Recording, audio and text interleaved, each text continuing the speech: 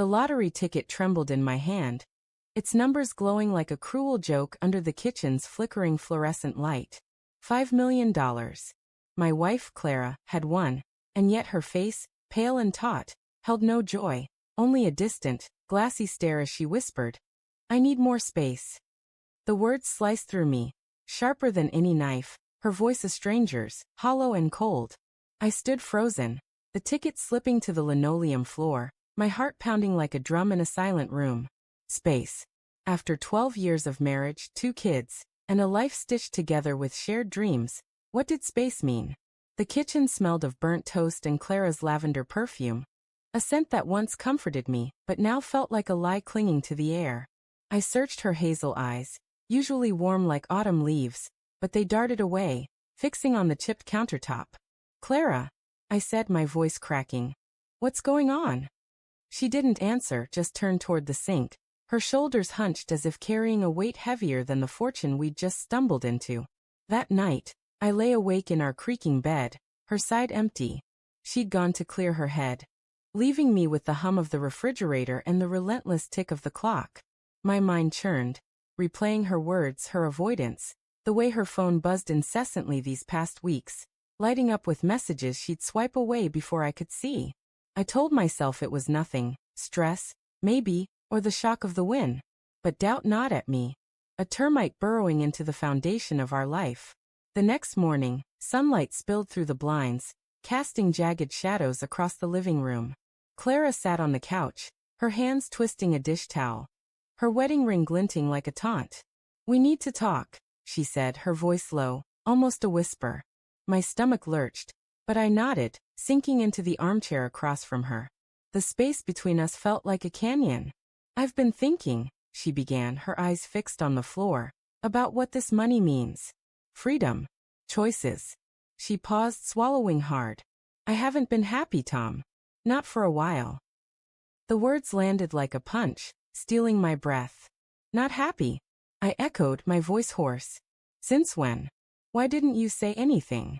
My mind raced, cataloging every late night she'd spent working, every time she'd pulled away from my touch, blaming exhaustion. Had I missed the signs, or had I chosen not to see them? She looked up, her eyes shimmering with unshed tears. "I didn't know how to tell you. I thought maybe it would pass." Her voice broke, and for a moment, I wanted to cross the room, to hold her, to fix whatever had fractured. But then her phone buzzed again, and she flinched, her hand darting to silence it. That flinch, it was a confession, a crack in the facade. "Who's texting you?"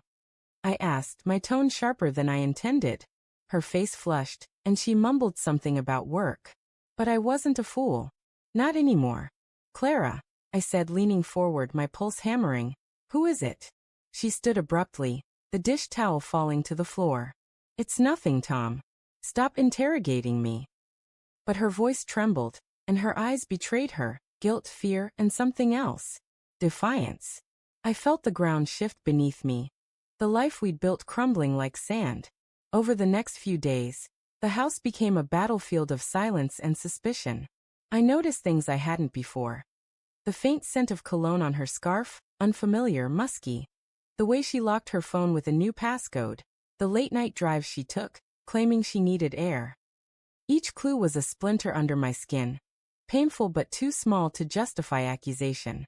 I wanted to believe her, to cling to the woman who'd laughed with me over burnt pancakes, who'd cried in my arms when our son was born. But love and doubt are cruel bedfellows, and every night, I lay awake, imagining her with someone else, the thought a poison seeping into my veins. I started checking her phone when she showered, my hands shaking as I scrolled through her messages. Nothing concrete, but the absence of evidence felt like a trap. Then, one evening, as rain battered the windows, I found it, a receipt in her purse for a hotel I didn't recognize, dated last month. My heart stopped. The paper crinkled in my grip, the ink smudging under my thumb.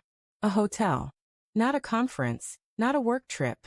A hotel 10 miles from our home. I confronted her that night, the receipt trembling in my hand like the lottery ticket had days before. "What is this, Clara?" I demanded, my voice a raw wound. The kids were asleep upstairs, the house heavy with the storm's rhythm. She stood in the doorway, her hair damp from the rain, her face pale as moonlight. "It's not what you think," she said, but her voice lacked conviction, and her eyes wouldn't meet mine. "It was just a meeting. A client." "A client?" I laughed, a bitter, broken sound. "At a hotel? At night? Don't lie to me, Clara. Not now." My chest ached, torn between rage and despair. I wanted her to deny it, to make it believable, to pull me back from the edge. She sank onto the couch, her hands covering her face. "I didn't mean for it to happen," she whispered, and the world tilted. "It was a mistake, Tom. A stupid, selfish mistake." The confession hit like a tidal wave, drowning me in grief and fury. "Who?" I demanded, my voice shaking. "Who is he?" She didn't answer, but her silence was answer enough. I saw it all. The stolen moments, the lies, the betrayal woven into the fabric of our life while I'd been blind, trusting, loving her.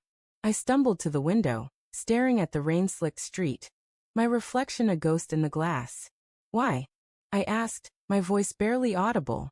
"Wasn't I enough?" She cried then, sobs racking her body, but I couldn't comfort her. Not when my own heart was shattering. "It wasn't about you," she said finally. "It was me. I felt trapped. The money, it made me realize I could leave, start over." The lottery, our supposed salvation, had become her escape plan. $5 million, and all it bought was the truth. She didn't love me anymore. Or maybe she never had. Not the way I'd loved her. I walked out into the rain, the cold soaking through my clothes, my shoes squelching in the mud. I didn't know where I was going. Only that I couldn't stay in that house, surrounded by her lies. My mind replayed every moment, her laughter, her touch, the promises we'd made, and I wondered how much of it had been real. Love had blinded me, but betrayal had opened my eyes. Days later, I found the final piece. A letter, tucked in her desk, addressed to me but never sent. "Tom," it began, "I'm sorry. I met him last year at work. It was nothing at first, but then it was everything. I don't know who I am anymore." The words blurred as my tears fell, but the last line burned into my soul. "I'm taking the money. I'm leaving. Forgive me." She was gone by morning, the house empty except for the echo of her absence. The lottery ticket lay on the kitchen counter, a cruel reminder of what we'd lost. $5 million, and it had cost me everything. My trust, my love, my future. As I stood there alone, the rain still falling outside, I realized the true betrayal wasn't just her affair. It was her choice to run, to take the money and leave me to pick up the pieces of a life I no longer recognized.